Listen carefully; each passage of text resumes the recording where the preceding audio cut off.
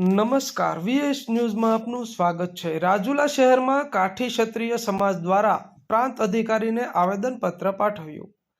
સમગ્ર વિગતની વાત કરીએ તો રાજુલા જાફરાબાદ કાઠી ક્ષત્રિય સમાજ દ્વારા મામલતદારને આવેદનપત્ર પાઠવ્યું અને બાબરાના નીલવડા ગામે બનેલ ઘટનાને લઈ કાઠી ક્ષત્રિય સમાજે આવેદનપત્ર આપ્યું હતું અને મોટી સંખ્યામાં કાઠી ક્ષત્રિય સમાજના લોકો ઉપસ્થિત રહ્યા હતા। કાઠી ક્ષત્રિય સમાજે ન્યાયની માંગ સાથે આવેદનપત્ર પાઠવ્યું હતું।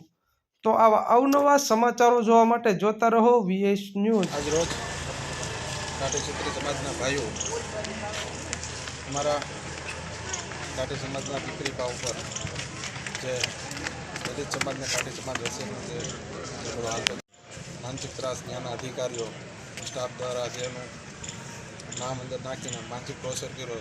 ત્યારબાદ 4 દિવસ બેનને ત્યાં બેસાડી રાખ્યા।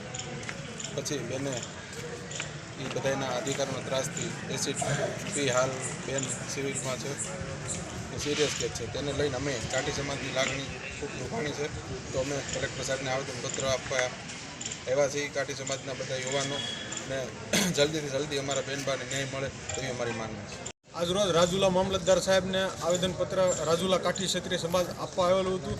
જે નીલવડા ગામની એક ઘટના જે બનેલી એમાં જે દીકરીબાને ખોટી રીતે પોલીસ દ્વારા ટોર્ચર કરવામાં આવ્યું અને 4 જેટલા અલગ અલગ પોલીસ સ્ટેશનની અંદર ગુના પણ દાખલ કરવામાં આવ્યા। ખોટી રીતે એને માનસિક ટોર્ચર કરી અને એ બેનને મરવા મજબૂર એ લોકોએ કરી દીધા। એ હદ સુધી માનસિક ટોર્ચર આપ્યું અને બેન હજી હાલ સિરિયસ કેસમાં છે। તો બચી જાય એ રીતના અમારે ભગવાન સુરતદાદાને પ્રાર્થના છે। હવે આવી બીજી વાર કોઈ પણ દીકરી ઉપર માનસિક ટોર્ચર ન આપતો અમારું બધાને એસપી સાહેબ શ્રીને પણ આ કહેવાનું છે।